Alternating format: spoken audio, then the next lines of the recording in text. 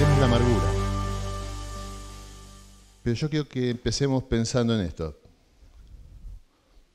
Imagínate que estás arriba de un helicóptero, sobrevolando una autopista. Y de repente ves que en la autopista hay un auto que va a toda velocidad. Y te das cuenta que el conductor no tiene el control del auto. Algo falló. Quizás son los frenos, quizás se rompió otra cosa, pero él no puede manejar el auto. El auto está yendo a toda velocidad. Y la colisión, un choque mortal, es inminente. Si en nuestro corazón estamos atesorando amargura, que es el tema de hoy, estamos en una situación aún peor que la de ese conductor, que la de ese auto sin control. Y estamos al borde del colapso, al borde de algo terrible. Vamos a abrir la palabra de Dios, nuestras Biblias en Hebreos para empezar. Vamos a ver muchos versículos.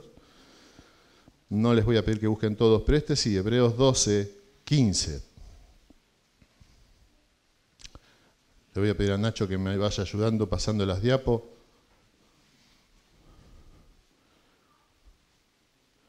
Dice así, mirad bien. Hebreos es una carta escrita a personas que estaban bajo el riesgo de apostatar de la fe, de dejar de apoyarse solamente en la gracia de Dios para volver al legalismo judío, para apostatar. Entonces él les dice, miren bien, el autor, no sea que alguno deje de alcanzar la gracia de Dios, que brotando alguna raíz de amargura os estorbe y por ella muchos sean contaminados. Otro pasaje en Santiago, no lo busquen porque está acá, este está también acá. Pasá a la siguiente, Santiago 3, 14 y 15 dice, pero si tenéis celos amargos y contención en vuestro corazón, no os jactéis, ni mintáis contra la verdad, porque esta sabiduría no es la que desciende de lo alto, sino terrenal, animal, diabólica. Santiago 3, 14 y 15. Indudablemente, como leyó Juan en Hebreos 4, 12, la palabra de Dios es como una espada de dos filos, que traspasa el alma. Es más filosa que toda espada de dos filos. Y puede discernir los pensamientos y las intenciones del corazón. Y el versículo siguiente dice, y no hay nada oculto en su presencia. Ante todo está desnudo y abierto a los ojos de aquel a quien tenemos que dar cuenta. Y sin transición pasa de la palabra a la persona de Dios. Como dijo Juan, Dios habla a través de su palabra. Rechazar su palabra es rechazarle a Él. Vamos a estar viendo el tema de la amargura y vamos a ver tres cosas. La primera es la causa y la descripción de la amargura. Luego veremos las consecuencias de la amargura y luego finalmente cómo manejar la amargura. Este es un material que les puede llegar a servir para cuando hablen con una persona, cuando ustedes estén discipulando, cuando ustedes estén aconsejando a una persona, a un cristiano. La amargura es el resultado de no perdonar. La mayoría de las veces nosotros albergamos amargura en nuestro corazón porque no hemos perdonado. Puede venir la amargura también de que nos pasó algo feo o no estamos contentos con lo que somos y estar amargados. Podemos estar amargados con Dios también. Pero cuando ustedes ven el tema de consejería, más del 90% de las veces las personas que buscan consejos es porque tienen problemas matrimoniales.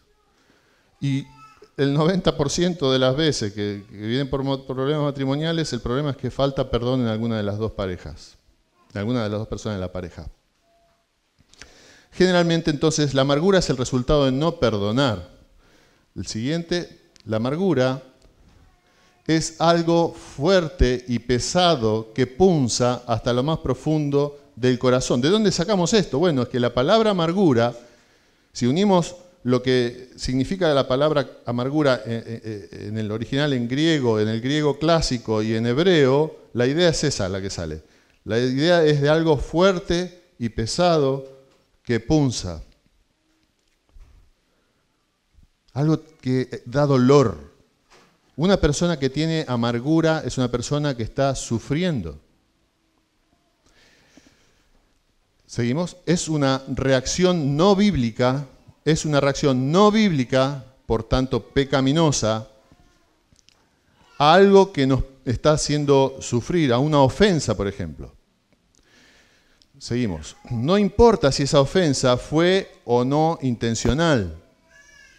No importa si fue intencional o no. Si el ofendido no arregla, seguimos, si el ofendido no arregla la situación con Dios, la amargura le inducirá a imaginar más ofensas de la misma persona. Y quizás esa otra persona que en algún momento lo lastimó, lo ofendió, no, hasta por ahí ni se dio cuenta. O sí, pero la persona que se quedó amargada con esa otra persona, ahora lo que va pasándole, siempre está pensando que le sigue haciendo daño, que le está haciendo otra maldad, otra cosa fea. Y esto, lamentablemente, seguimos, se puede transformar en una forma de vida. Podemos vivir en la amargura. Y lamentablemente mucha gente vive así hoy en día. Pero no es correcto que un cristiano viva con amargura. La amargura no viene sola. La amargura tiene acompañantes.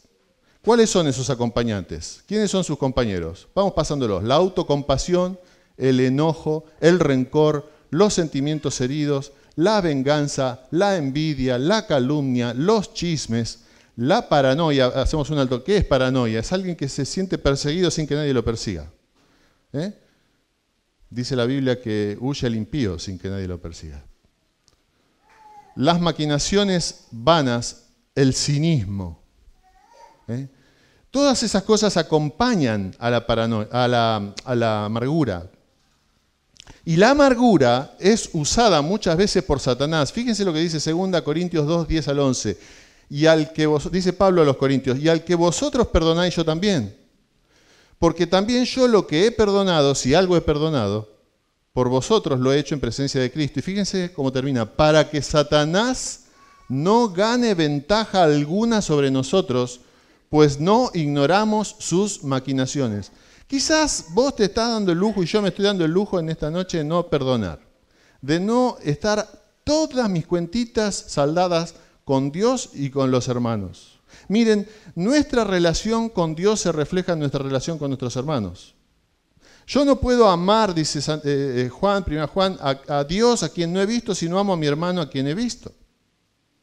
Es así. Hay una relación del cristiano vertical con Dios y una relación horizontal hacia sus hermanos. Y si nosotros estamos siendo holgazanes en tener paz con los hermanos, con el pueblo de Dios, estamos dándole lugar al diablo. ¿Y saben qué? El diablo sabe eso. El diablo te conoce también muy bien y sabe que estás así. Dice la Biblia en 1 Pedro que el diablo anda como león rugiente buscando a quien devorar. Bien. Ahora, ¿ustedes vieron a un león cazando? ¿Cómo hace el león cuando está cazando? ¿Vieron algún video ahora? Algún video de África habrán visto. ¿Cómo está el león? ¿Está rugiendo? Eso, muy bien. ¿Está agazapado? ¿Está rugiendo o está calladito? ¿Cuándo ruge el león? ¿Qué dice la Biblia del cachorro de león? ¿Cuándo ruge? Cuando tiene la presa, ruge.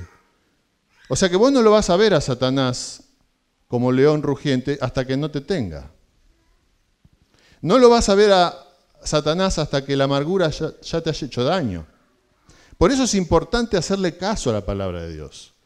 Si vos tuvieras 2 años y tu mamá, tu papá te lleva de la mano y vos te escapás de la mano de papá, mamá y corres a toda velocidad y tu papá te grita, pará, si vos le obedecés, quizás te salvó la vida porque estabas a punto de cruzar la calle y venían un montón de colectivos. Pero vos ni los habías visto. Pero tu papá que te ama te dijo, pará. La Biblia es un manual para nuestra vida. Es la voz de Dios diciéndote, pará, seguí, levantate, sentate, continúa. Muy bien, eso no. Eso es que Dios nos redarguye, dice la palabra de Dios, dice 2 Timoteo 3:16, que es útil para redarguir, para instruir, para corregir, a fin de que el hombre de Dios sea perfecto, enteramente preparado para toda buena obra. Ahora, seguimos. La amargura es el resultado de sentimientos muy profundos. Puede ser que vos estés acá hoy tranquilo, sin saber que tenés amargura y que no te diste cuenta hasta ahora. Cuando terminemos de ver esto, quizás Dios te redarguya de pecado y te muestre que hay amargura en tu corazón. Cosas que tenés que arreglar, cosas que tenés que pedirle perdón a Dios por quejarte de Dios, por estar rezongando contra Dios. ¿Por qué Dios esto? ¿Por qué Dios aquello? Es difícil de desarraigar, de sacar de raíz. Es difícil de sacar de raíz la amargura. ¿Por qué es difícil? ¿Qué les parece a ustedes? En primer lugar, porque una persona con amargura se justifica a sí misma. El ofendido piensa que la ofensa es culpa de la otra persona. Por eso no siente culpa por ese pecado y lo justifica fácilmente. Dice, yo fui el ofendido. Yo fui el ofendido. ¿Cómo voy a ser? ¿Todavía soy el culpable si soy el ofendido? Pero si yo estoy sin perdonar y guardando amargura, estoy pecando ante Dios. Pero es difícil de ver, difícil de sacar de raíz. ¿Por qué? Porque yo me estoy justificando a mí mismo. Hasta que yo no me reconozca que soy un pecador, que le he fallado a Dios por tener amargura, no voy a estar en paz. La segunda cosa por la cual es difícil de desarraigar es que nadie te ayuda. Nadie te ayuda cuando tenés amargura. ¿Por qué nadie te ayuda? Nadie te ayuda a quitar la amargura de nuestra vida porque vos vas y le decís a las personas que más querés. No, mirá, me pasó esto. ¿Y cuál es la reacción de esa persona generalmente? Te da la razón. Y te consiente de alguna manera. Y nos convencemos más. Ahora estamos peor, porque encima de tener amargura y habernos ofendido y no haber arreglado las cosas, encima tenemos una persona a quien queremos y que nos quiere, que nos dice la verdad, que está de nuestro lado y nos convencemos, nos autoconvencemos de que teníamos razón, así que estamos peor que antes. Pero además, es difícil de desarraigar porque malinterpreta a quien lo quiere ayudar. Esto es terrible. Por ahí hay alguna persona que ve que está amargada a otra persona, otro hermano, y se acerca a ese hermano y le dice, mirá, vos estás amargado. Pero ¿qué pasa cuando una persona está así y otro viene y le dice, mirá, vos estás amargado? Lo que ocurre es que muchas veces es malinterpretado a la persona que viene a exhortarlo, a confrontarlo. Y recibe como respuesta, pero qué falta de amor que tenés vos, ¿eh? ¿Cómo yo soy lastimado y todavía me venís a decir a mí esto? Entonces es muy difícil de desarraigar. Hasta se pueden perder amistades por eso. Efesios 4, 31, 32 dice, quítese de vosotros toda amargura. Por eso digo que Dios nos llama hoy en primer lugar a mí y a vos también a ver si hay amargura en nuestro corazón. Quítese de vosotros toda amargura, enojo, ira, gritería y maledicencia y toda malicia. Antes sed benignos unos con otros, misericordiosos, perdonándoos unos a otros, como Dios también os perdonó a vosotros en Cristo. Ustedes recuerdan la parábola de los dos deudores en Mateo 18, ¿no? Allí cuenta que el Señor Jesús, hablando del perdón, Pedro le pregunta, ¿cuántas veces voy a perdonar? ¿70? 7 dice, no, 70 veces 7, o sea, infinidad de veces. Y les relata la parábola de los dos deudores. Un rey llamó a cuentas a sus siervos y había uno que le debía una cantidad exorbitante, impagable, aunque trabajara todos los días de su vida durante 2 o 3 vidas. Impagable. Y Dios, el rey, que es la figura de Dios, lo manda a vender como esclavo, porque no iba a poder pagar con eso tampoco, pero de alguna manera recuperar algo, a él y a su familia. Pero este hombre, el deudor, le empieza a clamar, perdoname, yo te lo voy a pagar. Y era impagable. Era impagable. ¿Cómo lo vas a pagar? Pero el rey se compadece de él y le dice, lo perdona, lo libera. Ahora sale este hombre y se encuentra en la calle, acá en la esquina, con su hermano que le debía el equivalente a 3 meses de trabajo. Y cuando se encuentra con este hombre, que era el deudor de él era acreedor de este otro hombre, lo agarra del cuello y lo empieza a zamarrear, pagame lo que me debes. Y el otro le empieza a decir, no, espérame, yo te lo voy a pagar. Y no, vas a la cárcel, vas a la cárcel. Cuando se enteran los consiervos de esta situación, se lo dicen al rey, y esta persona tan mala que no perdonó, habiendo sido perdonado, es enviado a la cárcel, él. Y es entregado en manos de los verdugos. ¿Quiénes son los verdugos? Los verdugos en esta parábola que nos enseña acerca del perdón son las cosas que a vos y a mí nos están pasando, que no nos gustan y que son producto de que no hemos perdonado, que son producto de que no hemos hecho las paces con los hermanos. Hemos visto qué es la amargura, las causas de la amargura. Ahora vamos a ver las consecuencias de la amargura. Son terribles las consecuencias de la amargura. En primer lugar, la amargura ciega. La amargura ciega porque impide que la persona entienda los verdaderos propósitos de Dios en su situación particular. Lo repito, la amargura te pone una venda en los ojos y vos no sos capaz de discernir el propósito particular de Dios para tu vida en ese momento de tu vida. Por ahí te puede estar pasando algo feo, pero es lo que Dios determinó para tu vida porque es lo mejor para vos en tu vida y vos estás ciego, estás amargado y estás enojado con Dios. Job, por ejemplo, se enojó con Dios por lo que le estaba pasando. Ustedes recuerdan, Job fue un hombre íntegro, recto. Dios mismo daba testimonio que él era recto, pero le tocó padecer cosas muy feas, perder sus hijos, sus bienes, su salud. Y él llegó un momento que se enojó con Dios. Entonces la amargura como consecuencia ciega. Segundo lugar, la amargura contamina. Hebreos 12:15, lo leo yo, que lo hemos leído, dice, mirad bien, no sea que alguno deje de alcanzar la gracia de Dios, que brotando alguna raíz de amargura os estorbe y por ella muchos sean contaminados. Contamina. ¿De qué manera contamina? Cuando vos estás con una persona que está amargada, te contagia, te ensucia, chismea, habla de otros hermanos, es una persona que vive en infelicidad y eso salpica. Y a veces eso es tan fuerte que te lleva a perder amistades y es tan fuerte que cuando vos después te arrepentís de ese pecado, con lo que vos ensuciaste antes a las otras personas cuando estabas amargado, te juega en contra. Ejemplo. Y este es un ejemplo de la vida real. Hubo un caso de un médico que tenía a su esposa y tenía 3 hijos. El médico abandonó a su esposa y a sus 3 hijos y se fue con una enfermera que trabajaba en la misma clínica que él. Supuestamente este médico era cristiano. Pasó un tiempo y toda la familia estaba esperando que volviera a la casa, pero no volvió.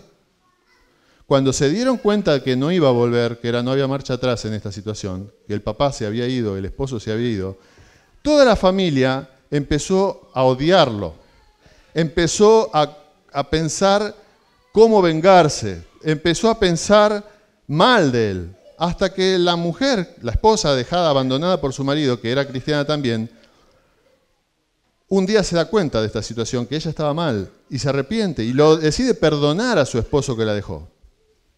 Cuando ella decide perdonar al ofensor, el daño que se había producido por esa contaminación de los demás le jugó en contra, porque todos se le pusieron en contra en la familia. ¿Cómo lo perdonás? ¿Cómo si él te dejó, nos abandonó? ¿Cómo ahora lo perdonás? O sea, recibió doble daño. En tercer lugar, entorpece. La amargura entorpece. Dice el Salmo 73, 21 y 22, se llenó, dice Asaf, se llenó de amargura mi alma y en mi corazón sentía punzadas. ¿Se acuerdan? Algo pesado, fuerte y que punza. Y en mi corazón sentía punzadas. Tan torpe era yo que no entendía. Era como una bestia delante de ti. El amargado pierde perspectiva. El amargado toma malas decisiones. El amargado generalmente se vuelve un legalista. El amargado ve todo mal. Evalúa mal todo lo que le pasa. Es lo que le pasó a Job. Job estaba amargado. Job 10.1 dice, está mi alma hastiada de mi vida, daré libre curso a mi queja, hablaré con amargura de mi alma, diré a Dios, no me condenes, hazme entender por qué contiendes conmigo. ¿Te parece bien que oprimas? Le estaba diciendo a Dios. ¿Te parece bien que oprimas, que deseches la obra de tus manos y que favorezcas los designios de los impíos? Job era un hombre recto, pero pecó, hubo amargura en su corazón, culpó a Dios. Él llegó a aborrecerse a sí mismo. Job 9:21 dice, si fuese íntegro, está hablando de sí mismo, si fuese íntegro no haría caso de mí mismo, despreciaría mi vida. Ni a él ya se quería, todo por la amargura. El amargado exagera todo. Y cuando habla generalmente en generalidades, dice, todos piensan esto, o nadie, porque perdió visión. Se imagina que todos están en contra, está paranoico. En cuarto lugar, las consecuencias se disfraza. El espíritu amargo se disfraza de sabiduría y de conocimiento. Lo leímos en Santiago 3. Pero esa sabiduría no viene de lo alto. Quizás vos estás muy autojustificado anidando esa amargura en tu corazón que Dios quiere sanar. Pero vos te autojustificás de tal manera que se disfraza de sabiduría y vos decís, no, si yo tengo la razón. A mí me ofendieron. En quinto lugar, atrae. La amargura atrae. ¿Por qué atrae? Porque puede atraer muchos seguidores que quieren escuchar chisme. En sexto lugar, la amargura da lugar al diablo. Dice Efesios 4, 26 y 27, airaos, pero no pequéis, no se ponga el sol sobre vuestro enojo, ni deis lugar al diablo. Si vos hoy en casa tuviste un problema con tu esposa, con tu esposo, con tu hijo, con tu hija, no termines el día sin solucionarlo. Si hoy tenés un problema con tu hermano, con tu hermana acá en la iglesia, no te vayas de acá. Si hace falta más, miren, si hiciera falta, en un hipotético caso, que hoy nos quedáramos todos hasta las 2 de la madrugada. Mi hijo se muere porque juega Vélez en un rato. Pero si hiciera falta que nos quedáramos hasta las 2 de la madrugada, sin hacer ruido, por respeto a los vecinos, pero para solucionar todos los problemas que pudiera haber entre nosotros, no saben qué gran bendición sería. Y valdría la pena mañana ir a trabajar sin dormir para que esta iglesia no hubiera amargura. 2 Corintios 2:10, lo leemos de vuelta, y 11, y al que vosotros perdonáis yo también, dice Pablo, y el 11 dice, para que Satanás no gane ventaja alguna sobre vosotros. El amargado da lugar al diablo. Y Satanás usa la amargura para dividir la iglesia. En séptimo lugar, la amargura enferma. Te puede producir problemas físicos. Una persona amargada es una persona resentida. ¿Saben qué es resentir? Viene de la unión de dos palabras y significa decir de nuevo. Es una persona que todo el tiempo está como la vaca rumea al pasto y lo digiere y lo vuelve a masticar. Está todo el tiempo diciéndose a sí mismo lo que le hicieron, lo que le hicieron, lo que le hicieron, lo que le hicieron, lo que le hicieron, lo que le hicieron. No duermen de noche. Se levantan porque tienen insomnio, no pudieron perdonar, están rumiando todo el día el dolor. Se lo repite todo el tiempo y va seguido al médico y le dan pastillas y está deprimido y tiene úlceras en el estómago. En octavo lugar, la persona amargada es una persona que la amargura nos hace legalistas, es una persona legalista. Hace que muchos dejen de alcanzar la gracia de Dios. Dijimos que en Hebreos esas personas estaban en riesgo de volver al legalismo. ¿Saben por qué? La amargura implica vivir con recursos propios y no por Dios. Lo repito. La amargura te separa de Dios, la amargura impide que alcances la gracia de Dios porque vos estás viviendo en tu propia fuerza. en tu propio pensar, en tus propios recursos, y no vas a Dios desesperado y le pedís perdón, que te sane esa amargura y dependas de Él para vivir. Ahora, ¿cómo nosotros tenemos que tratar la amargura? Vamos a la siguiente. ¿Cómo tratar con la amargura? Hay dos posibilidades. Todos nosotros, y todo el mundo, pero todos nosotros podemos manejar la amargura de dos maneras. La primera es una manera no bíblica. Hace clic. La primera cosa que podemos de la manera que podemos manejar no bíblicamente la amargura es por la venganza, a través de la venganza. Alguien le preguntó, y esto es la más común de las maneras, vengarnos nosotros mismos. De diferentes maneras, ustedes saben, yo sé, somos expertos en tomar venganza. Nos ingeniamos, somos tan listos, y si fuéramos tan vivos para hacer dinero como somos vivos para vengarnos, hermanos, seríamos todos millonarios. Somos vengativos. Nuestro corazón es engañoso. A un escritor de novelas policiales le preguntaron acerca de las causas para cometer un asesinato y él contestó que había tres. Un hombre que escribía novelas sobre asesinatos. Por amor, por dinero o por venganza. Al hacerlo, al tomar venganza por nosotros mismos, nos ponemos en el lugar de Dios. En segundo lugar, ¿por qué nos ponemos en el lugar de Dios? Porque Dios dice, mía es la venganza. Yo pagaré. Y la venganza de Dios no es una venganza injusta, es una venganza completamente justa porque Él es santo, justo y bueno. Nosotros no. En segundo lugar, asumimos una actitud de orgullo. Y el orgullo es el mismo pecado que tuvo Satanás. O sea que cuando vos y yo somos orgullosos y cuando vos y yo manejamos la amargura con orgullo y no con humildad, y no vamos al Señor, sino que nos plantamos y decimos, yo soy así, a mí nadie me va a cambiar. Estamos entrando en un terreno muy, pero muy peligroso. Si yo te dijera, mira, nosotros estamos en Quintana entre Posadas y Carabobo. Si yo te dijera, mira, no pases de Carabobo para allá porque toda la calle, la vereda está llena de minas explosivas, vos no lo harías porque sos consciente del peligro. Bueno, Dios nos abre los ojos en esta noche para que seamos conscientes del peligro de atesorar la amargura y tener una actitud orgullosa hacia nuestro pecado de amargura. En tercer lugar, cuando nosotros nos vengamos y no dejamos a Dios el juicio, complicamos la situación, contaminamos a otros, me contamino yo mismo. Ahora, Dios no va a obrar en mi vida ni en tu vida hasta que no dejemos todo en las manos del Señor.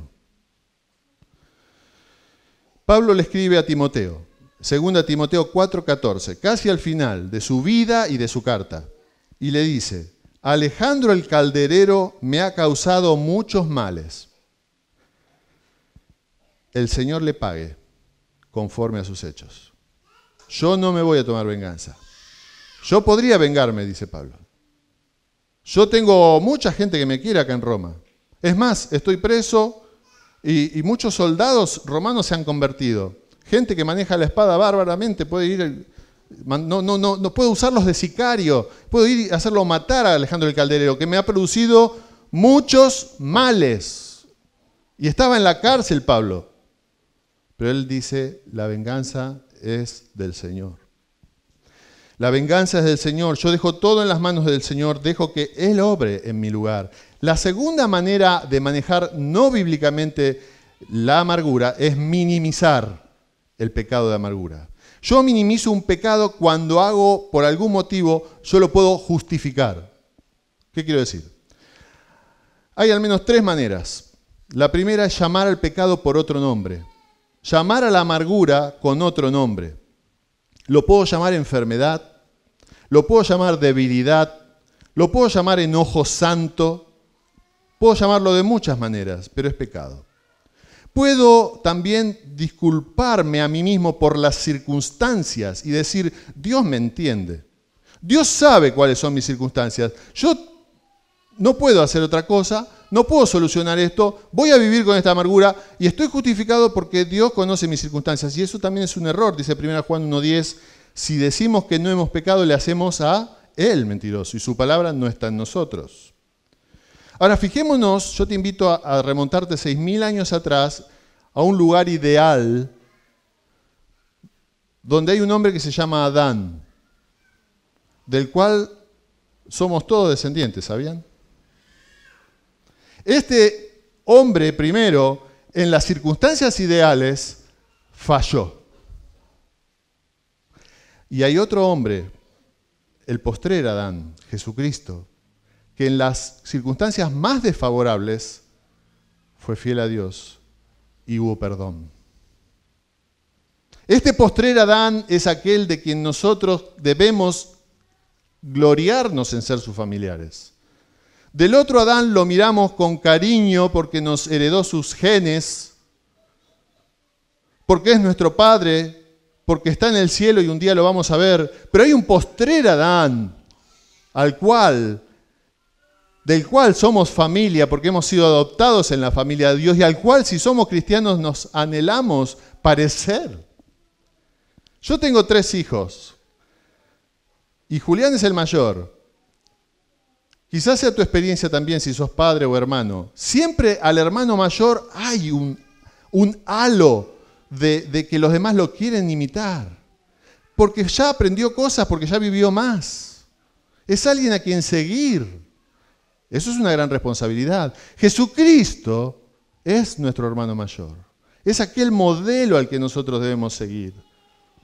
La tercera manera que nosotros podemos minimizar este pecado de la amargura es culpando a otra persona. Generalmente esa otra persona es aquel que nos ofendió. Pero ¿saben qué? Somos tan terribles que a veces culpamos a Dios, como hizo Job. ¿Qué otra cosa podemos hacer aparte de minimizar y vengarnos con la amargura? ¿Cómo podemos manejarlas por fuera de la Biblia? Bueno, podemos desahogarnos. Es decir, nos estamos desahogando. Es importante tener una conversación con un hermano. Gracias, Nacho, me va siguiendo el hilo. Es importante compartir con un hermano una carga. Dice Gálatas 6:2, sobrellevad los unos las cargas de los otros y cumplid así la ley de Cristo. Pero a veces existe el riesgo de llamar desahogo a otras cosas y terminamos contaminando al otro. Y la respuesta del otro, como decíamos antes, puede ser, pero vos tenés derecho, vos sos una víctima, no considerando la amargura como lo que es, un pecado.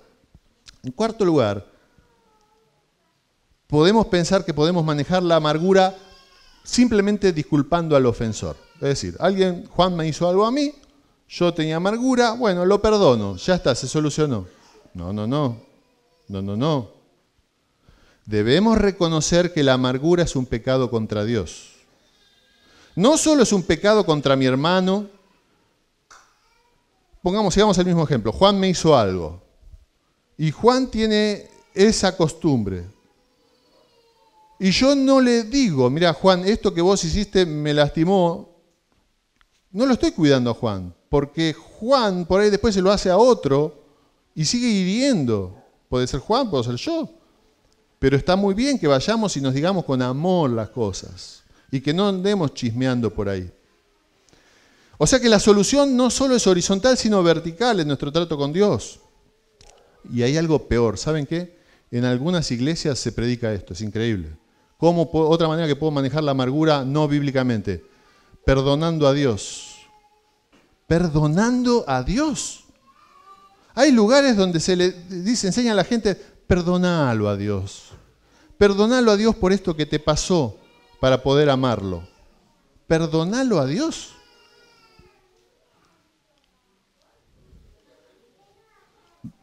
¿Hay alguien que hizo eso? ¿Se acuerdan de una mujer que hizo esto? No lo busquen. Ruth capítulo 1, versículo 12, dice, Noemí fue con su esposo y sus 2 hijos en una época de hambre en Judá a Moab. Se fue del pueblo de Dios y estando en Moab, murió su esposo y murió sus 2 hijos. Y se estaba volviendo con sus 2 nueras, porque ahora había pan en Judá.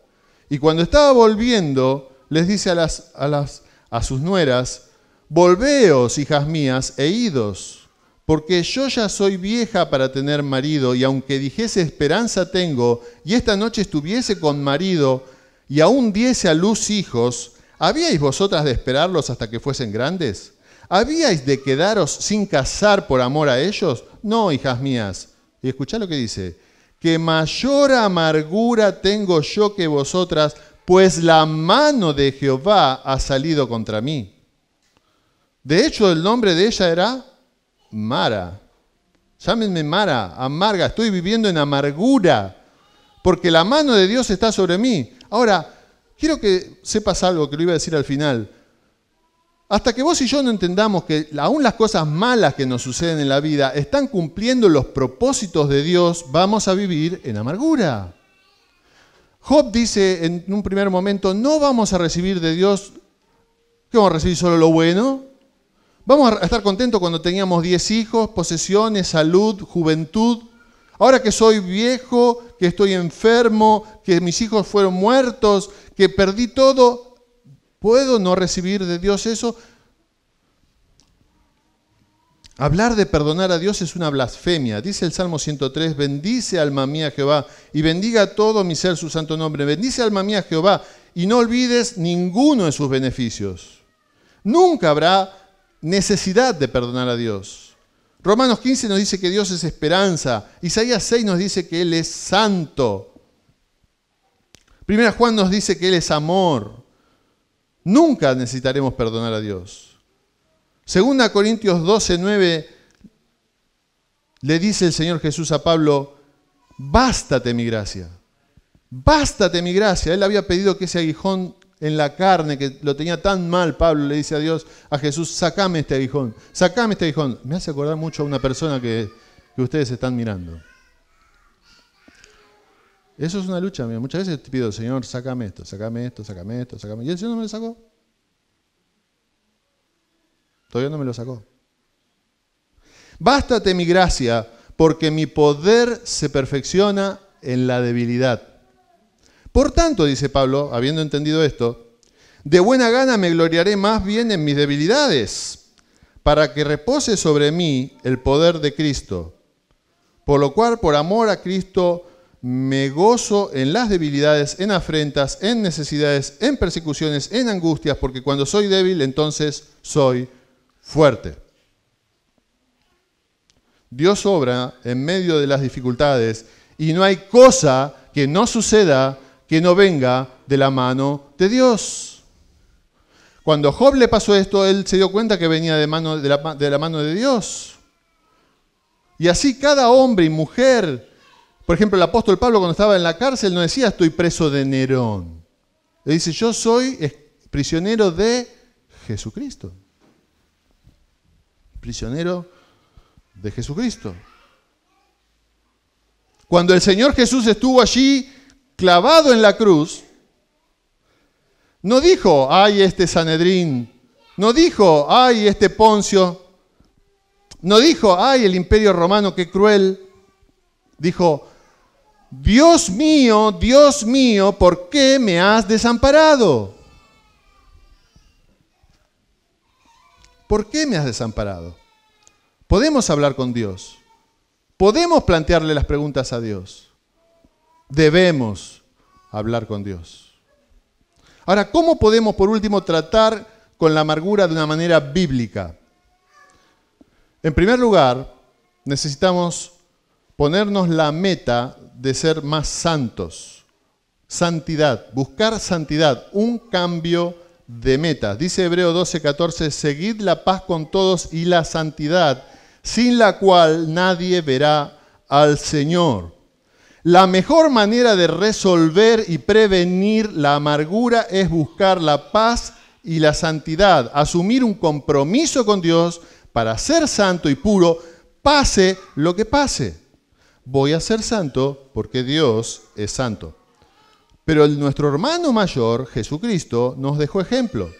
Dice 1 Pedro 2:21, pues para esto fuisteis llamados, porque también Cristo padeció por nosotros dejándonos ejemplo para que sigáis sus pisadas, el cual no hizo pecado ni se halló engaño en su boca, quien cuando le maldecían no respondía con maldición, cuando padecía no amenazaba, sino encomendaba la causa al que juzga justamente, quien llevó él mismo nuestros pecados en su cuerpo sobre el madero para que nosotros, estando muertos a los pecados, vivamos a la justicia y por cuya herida fuisteis sanados. Debemos seguir el ejemplo de santidad del Señor. Él es santo, nosotros debemos ser santos. Si sos un hijo o una hija de Dios, tenés que buscar la santidad. Y valga el juego de palabras, santo remedio para la amargura. Segundo lugar, segunda manera de tratar con la amargura de una manera bíblica, confesión. Confesión. Ver la amargura como lo que realmente es, como Dios la ve. ¿Cómo ve Dios la amargura? Como un pecado. Dios ve la amargura como un pecado. Confesión, un cambio de víctimas. ¿Por qué un cambio de víctimas?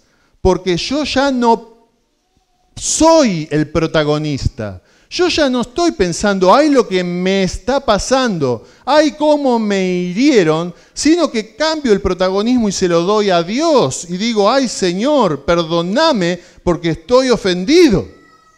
Perdóname que todavía no fui, la veo a Luli haciendo así, que sí voy a usarla a ella.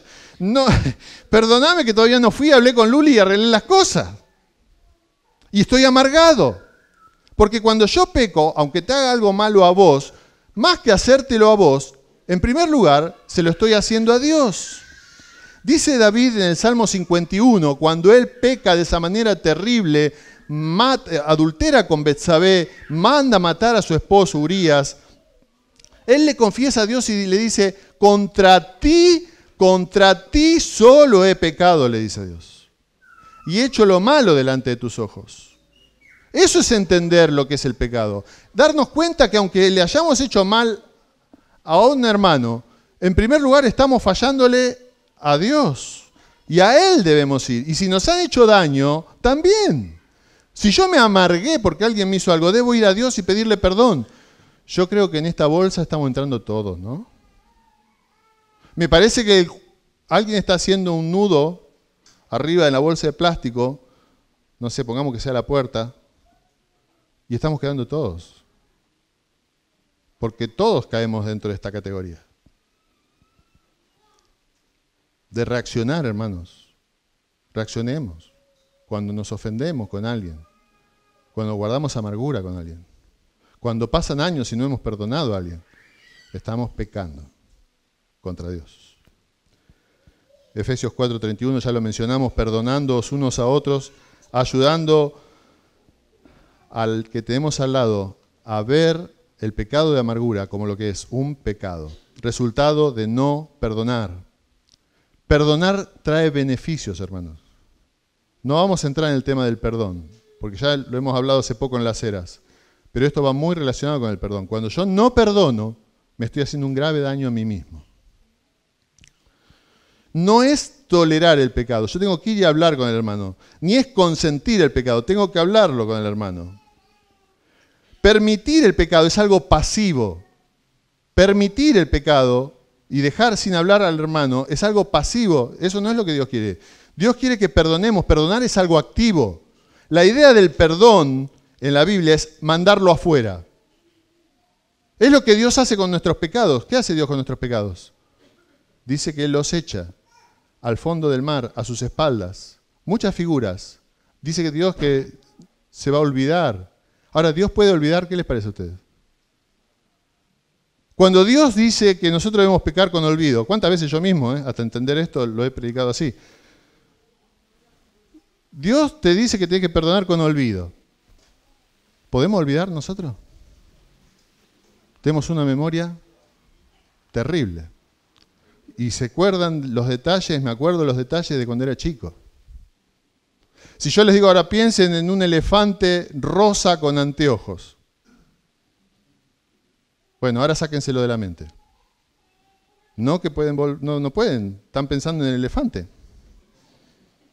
Tenemos mucha memoria. Cuando Dios dice que debemos olvidar, lo que está diciendo es que y es el compromiso que Dios hace con nosotros, es que no lo va a volver a traer, no lo va a volver a presentar delante de nosotros. No nos va a condenar de vuelta a ese pecado. No va a ser usado en nuestra contra. Y es lo que nosotros debemos comprometernos a hacer al perdonar. No volver a traer ese pecado a la luz. No volver a traer, a presentárselo delante de mi hermano. Tíralo a la basura si sos un hijo de Dios. ¿Qué haces con basura? ¿A alguien le gusta juntar basura? Hay gente que tiene un síndrome que se llama síndrome de Diógenes. Y acumula, y acumula, y acumula, y acumula. De todo, pensando que le sirve para algo. No. Lina, ¿vos tenés basura en la heladera? No. ¿No? ¿Pepe? No. ¿Y qué hacemos con la basura? En el galpón. Y bueno, hay que limpiar el galpón entonces. Si no, vienen los amigos de cuatro patas.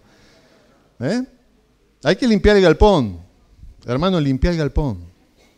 Hermano, limpia el galpón de tu corazón. Basta de lauchas en tu corazón. Basta de ratas en el corazón. Las ratas hay que ponerle trampera a veces, ¿no? Pero vos sabés dónde están las ratas. Vos sabés dónde están las ratas en tu corazón. ¿Por qué no le pedís perdón al Señor? ¿Por qué no le pedís perdón hoy al Señor? Dice 1 Pedro 5:7, poniendo toda nuestra ansiedad sobre Él, porque Él tiene cuidado de nosotros. Tercera manera bíblica de manejar la amargura, gratitud. Gratitud, un cambio de visión. ¿Por qué? Porque si yo guardo la amargura en mi corazón, eso me va a terminar llevando a ser una persona ingrata, desagradecida. Desagradecida a Dios por todo lo que Él me ha dado y desagradecido a mis hermanos por todo lo que me dan. ¿Se acuerdan lo que pasó cuando el Señor sanó a esos 10 leprosos? Solo uno volvió a darle gracias y era un extranjero, un samaritano. Cuando ellos le escucharon al Señor que les dijo, vayan a presentarse al sacerdote, ellos obedecieron, ¿no? Y por obedecer a la palabra del Señor, ¿qué les pasó? Se sanaron, los 10 se sanaron. Cuando vos escuchás y yo escucho la palabra de Dios y hacemos caso a lo que Dios nos dice, somos sanados. Amén. Ahora, debemos ser agradecidos, hermanos, también. Si sos un hijo o una hija de Dios, fuiste sanado ya. Una persona desagradecida es una persona amargada.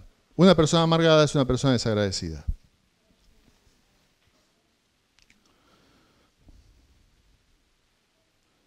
Los hombres han despreciado a Dios.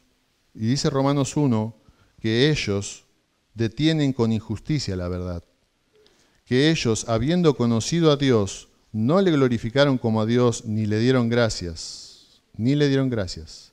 Sino que se envanecieron, se hicieron huecos en sus razonamientos, y su necio corazón fue entenebrecido.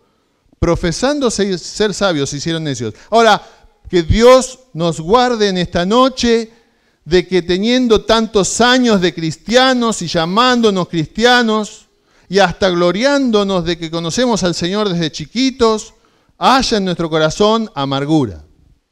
No puede ser posible, mi hermano, mi hermana, que hoy tengas todavía, después de tantos años de creyente, amargura en tu corazón.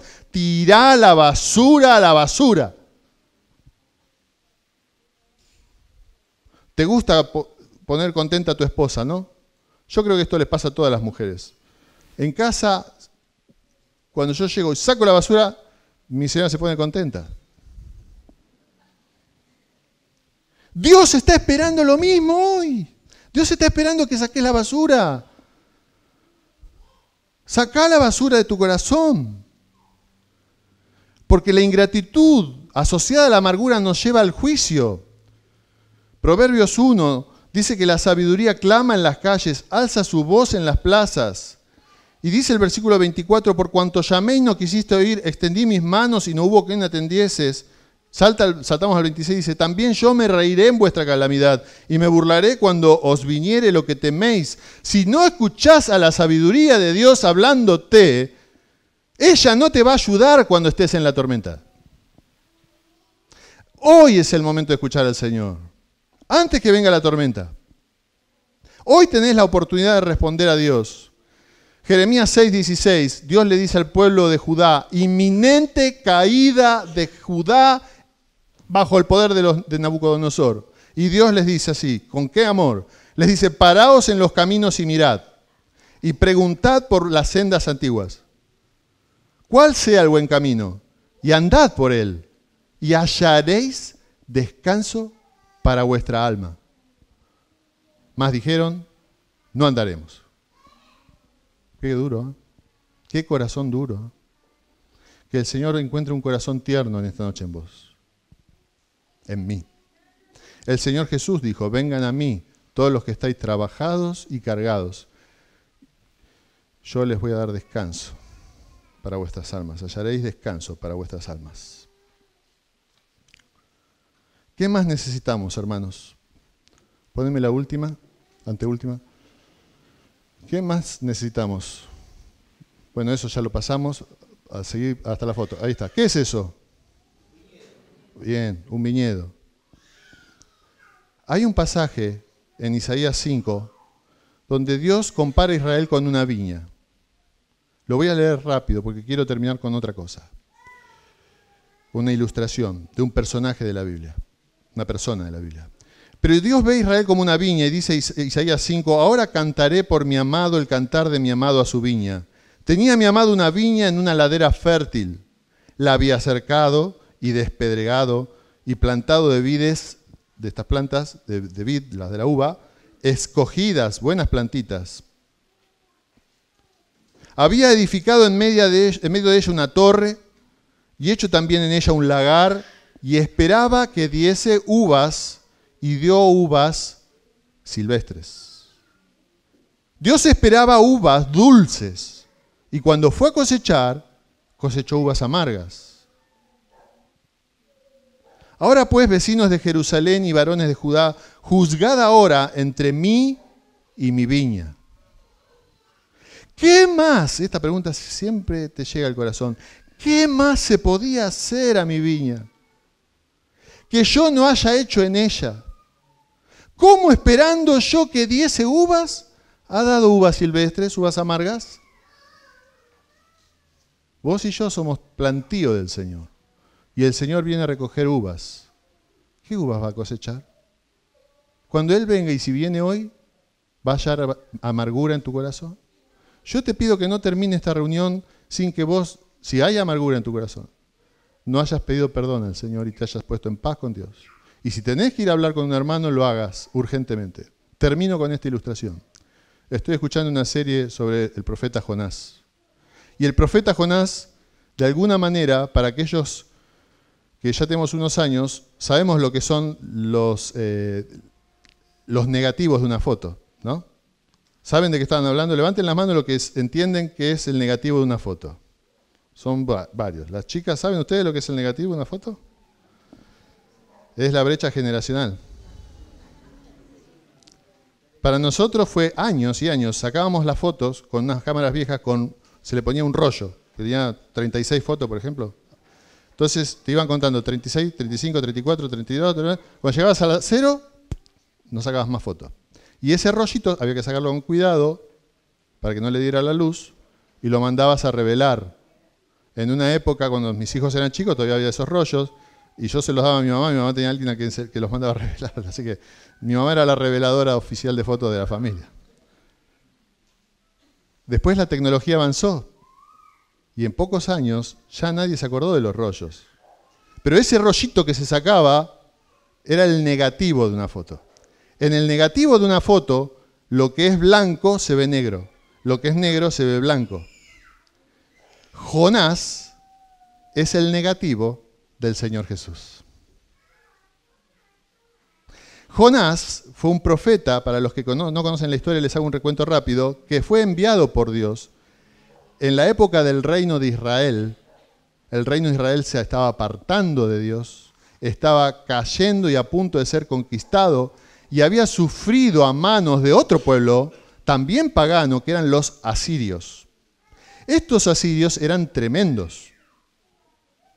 Dicho sea de paso, viene bien el comentario, Durante 2500 años, los historiadores, los teólogos liberales, etcétera, etcétera, estuvieron negando que existiera una ciudad llamada Nínive. Hasta que en el año 1800 y pico se encontró, y está, fíjense en YouTube, están las ruinas de Nínive, y la medida de la ciudad de Nínive concuerda perfectamente con lo que dice la Biblia, que estuvo siempre escrita la Biblia, como decíamos al principio de la reunión, y decía que era una ciudad de 3 días de camino. Una ciudad que costaba 3 días darle la vuelta alrededor con 120.000 personas y muchos animales. Ahora, Jonás es un profeta del reino del norte de Israel, un reino que está a punto de ser castigado, pero que Dios les da otra oportunidad. Dios los está llamando. La obra sabemos que es de Dios. La salvación es de Jehová. Pero hay un nivel de responsabilidad humana en el cual nosotros debemos responder. Las dos cosas son ciertas. Si ustedes ven el libro de Jonás, ¿saben lo que es un quiasmo? Un quiasmo viene de la letra X y los judíos solían escribir así. Para que ustedes lo entiendan, si yo pudiera, sin morir en el intento, empezar a leer con mi ojo izquierdo el principio del libro de Jonás y con mi ojo derecho del final y fuera leyendo hasta encontrarme en el medio, la frase justa del medio del libro de Jonás es Jonás 2.9.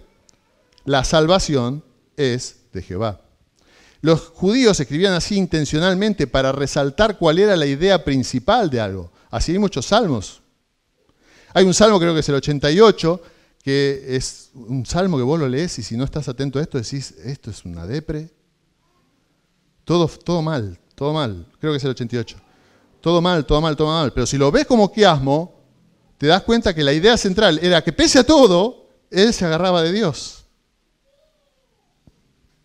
Pese a todo, él seguía agarrándose de Dios. Ahora, ¿qué quiero decir con Jonás? Dios lo manda a Jonás a que le vaya a predicar a esos enemigos del pueblo de Israel. Y estos asirios eran terribles. ¿Saben qué hacían estos asirios? Despellejaban vivos a sus enemigos. Les sacaban la piel vivos a sus enemigos. Y así muchas otras cosas. Eran tremendos, les sacaban los ojos a sus enemigos. Eran gente torturadora, cruel. Entonces Dios le dice, anda a Nínive, esa gran ciudad, y predica un mensaje sencillo. De acá a 40 días Nínive será destruido. ¿Cuántas palabras son en castellano? 8. Pero en hebreo son menos palabras todavía. 5 palabras. 5 palabras. 40 días, algo así como 40 días, Nínive destruida. Pero Jonás tenía un pecado. ¿Cuál pecado tenía Jonás? Amargura. Jonás estaba amargado contra ese pueblo. No podía perdonar a los asirios. Y Jonás, como lo dice al final, sabía que si él iba y daba ese mensaje, por algo Dios lo estaba enviando, porque quería que los asirios fueran salvados. Pero él no quería que los asirios se salven. Hay quienes dicen, con buen criterio, que la intención del libro de Jonás, detrás de todo, es mostrarle al pueblo de Israel que si Nínive podía ser perdonada, Israel también podía ser perdonado. Cuando llegaran las noticias de que Nínive se había arrepentido, los israelitas tenían que reaccionar, qué bueno que es Dios. Si los perdonó a esto, ¿cómo no me va a perdonar a mí? Por eso Pablo dice, yo soy el primero de los pecadores. Pero Jonás tenía amargura y quizás estaba amargado con su propio pueblo. Y no quería que estos israelitas que tanto despreciaban a Dios tuvieran oportunidad. Entonces él desobedece a Dios y se va para el otro lado. Y paga su boleto. Y es subido a un barco, sale de Jope y se desata una tremenda tormenta. Y finalmente él es echado. Él le dice, échenme al mar y se va a calmar la tormenta y los marineros en su desesperación lo tiran y se hace la calma y Dios en su soberanía hace que estos marineros también se conviertan. Y Dios providencialmente había preparado un gran pez, probablemente un cachalote, no una ballena, un cachalote que tiene una boca como, más o menos como este pedazo así de espacio, y se traga perfectamente a Jonás y lo tiene 3 días, como el Señor Jesucristo estuvo en la tumba, 3 días, dice, y cuando lo larga, no lo larga en el medio del océano, ni a 20 metros de profundidad, lo larga en una costa de tal manera que él pueda ir a Nínive. Ahora, vos y yo que estamos padeciendo cosas como Job, porque el que quiera vivir piadosamente sufrirá persecución y vamos a tener sufrimiento. La mejor parte de la vida de Jonás, la mejor versión de Jonás, ¿cuándo la encontramos? En medio del sufrimiento en el vientre del gran pez. Y él pronuncia un salmo, unión de como 11 salmos diferentes, y concluye con la idea esta: la salvación es de Jehová. Señor, vos me sacaste de la muerte, yo ya estaba muerto. Ya las algas se habían enredado en mí. Y vos me salvaste, Señor. Ahora, así de duro como Jonás somos. Porque Jonás después va de mala gana. Y lo que era un viaje una predicación de 3 días la hizo en un día. Fue de un día de camino. O sea, se puso en medio de la plaza y dijo un mensaje recontra corto. De acá a 40 días Nínive será destruida. Y se fue. Por otro lado, lo vemos a Pablo dando un tremendo sermón al rey Agripa, elocuente, inteligente, y Agripa le dice: Pablo, por poco me persuades a hacerme cristiano. ¿Qué quiero decirte con esto? Es mi oración, en primer lugar a los cristianos me refiero, es mi oración que Dios utilice esto para obrar en tu corazón, la palabra de Dios, para obrar en tu corazón, en mi corazón, para que ya no haya amargura. Pero la obra no depende del predicador. La obra depende del Espíritu Santo. ¿Por qué? Por lo que estamos viendo. Jonás predicó 5 palabras y se convirtieron 120.000 personas. Esta parte del mensaje se podría llamar: ¿qué está pasando en Nínive? Nunca se pusieron a pensar por qué proclamaron ayuno. Bueno, sí, se arrepintieron, proclamaron ayuno, se vistieron de cilicio, empezaron a clamar a Dios. El rey de Nínive le dice: arrepiéntanse de su rapiña, a ver si Dios envía, se arrepiente. Él dice, es un juego de palabras. Queremos que Dios cambie esta sentencia, cambiemos nosotros. La salvación, la conversión es mucho más que palabras, que levantar una mano o hacer una oración. Es acción. La fe se acompaña de obediencia. Entonces, ¿pero nunca les llamó la atención que también les dijo que pongan silicio en los animales? Y que no le dieran de comer a los animales. ¿Desde cuándo los animales ayunan? La explicación es que cuando los animales pasan un tiempo y no comen, empiezan a hacer ruido. Un cerdo, por ejemplo, que no comió varios días, empieza a los gritos. Los camellos, sin alimento, empiezan a los gritos. De tal manera que cuando cualquier viajero se acercaba esos días a Nínive, veía que en Nínive era un clamor. Se escuchaba de kilómetros el griterío. Todos, hasta los animales, clamando a Dios. Desesperados. Los hombres que tienen razonamiento como vos y como yo, clamando a Dios: Señor, perdónanos, Señor, perdónanos. Y Dios los perdonó. Y le dice a su Jonás, a su profeta amargado, le dice: Jonás, ¿cómo no voy a tener yo misericordia de un lugar donde hay tantas almas y tantos animales? Hay 120.000 personas que no saben discernir su mano izquierda de su derecha, y hay quien dice que es 120.000 personas que eran niños, por eso no sabían discernir derecha e izquierda. Quiere decir que la ciudad era más grande aún, o sea, más que 120.000 personas, ¿no? Ahora, la amargura lo llevó a Jonás a no evangelizar. La amargura lo llevó a Jonás a no tener compasión de los propios israelitas. La amargura le costó caro a Jonás porque nadie le devolvió el valor del pasaje. Cuando vos y yo hacemos la voluntad de Dios, Dios se encarga de los gastos. Cuando vos y yo hacemos la nuestra, pagamos con creces, salimos perdiendo. Entonces, como último llamado, anda al Señor hoy, arregla tus cuentas y no sigas perdiendo tiempo, fuerzas, sentimientos, vida, salud y tantas otras cosas que hemos mencionado, porque no has arreglado tus cuentas con Dios y con los hombres. Oramos. Señor, te damos gracias por tu palabra y te rogamos que tú sanes nuestro corazón. Esa es la idea de estos mensajes. Quita toda amargura de nosotros, Señor. Que tu Santo Espíritu haga la obra, Señor. Señor, tú haces estas cosas para que la gloria sea tuya. Y usas, Señor, a los peores instrumentos para que la gloria sea tuya y no de los hombres. Así, Señor, es en esta noche. Si tú has hablado al corazón, Señor, no es por el instrumento, porque hay mejores instrumentos que quien está hablando. Pero tu Espíritu Santo nos convence a cada uno de nosotros, Señor, para no ser como Jonás, sino como el Señor Jesús. Y hay un clamor, Señor, en esta noche. Debe haber un clamor. Te ruego por ese clamor. Te rogamos por ese clamor. Que así como en Nínive se escuchaban los gritos de clamor a ti, haya un clamor en nuestro corazón, en este momento mismo. Señor, perdóname por haber tenido amargura. Señor, perdóname por haber estado amargado con mi hermano. Señor, yo voy a hacer todo lo que tengo que hacer. Todo lo que he escuchado que tengo que hacer. Buscar santidad. Ser agradecido.